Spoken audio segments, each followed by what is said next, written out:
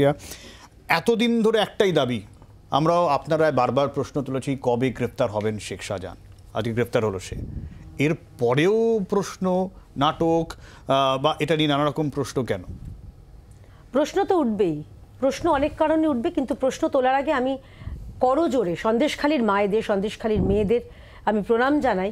তাদের যে প্রতিবাদ, তাদের যে আন্দোলন, তারা যে অবশেষে কণ্ঠ মানে লজ্জা ছেড়ে তারা বেরিয়ে এসে তাদের উপর ঘটে চলা অত্যাচারের কথা বলেছেন এবং যার পরিপ্রেক্ষিতে অবশেষে এই শেখ শাহজাহানের গ্রেপ্তার, তাদের প্রণাম। এবার আপনি জিজ্ঞাসা করছেন প্রশ্ন কেন? প্রশ্ন কেন হবে না?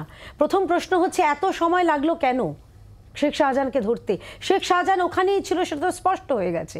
সেখানকার মানুষ দেখতে পাচ্ছেন, অথচ কিছুতেই পশ্চিমবঙ্গের পুলিশ দেখতে পায়নি।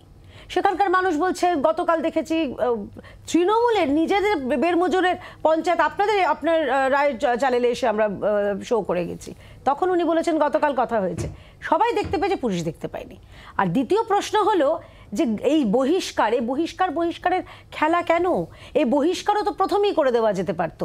আর বহিষ্কারের গল্প, বহিষ্কারের ইতিহাস তো জানা আছে সব্যসাচী। এর আগে আরাবুল ইসলামকে বহিষ্কার করা হয়েছিল ঠিক এভাবেই 6 বছরের জন্য।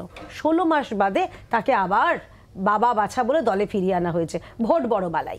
আর শেষ কথা বলবো, যেটা আমরা বডি ল্যাঙ্গুয়েজ নিয়ে কথা বলছি, এখানকার যে মহিলারা যে প্রশ্ন তুলেছেন, এটা সঙ্গত প্রশ্ন। এটা মনে হচ্ছে আমাদের মাননীয় রাজেশ বাবু ঠিক একই কথা বললেন যে কে কার বডিগার্ড বুঝতে পারছি না। মনে হচ্ছে যেন আগে একদম বড় নেতা চলে যাচ্ছে, তার পিছনে পেছনে জি হুজুর করে বডিগার্ডরা আসছেন। এই প্রশ্ন তো আছেই। বাংলার আওয়াজ, বাঙালির আবেগ, জি 24 ঘন্টা।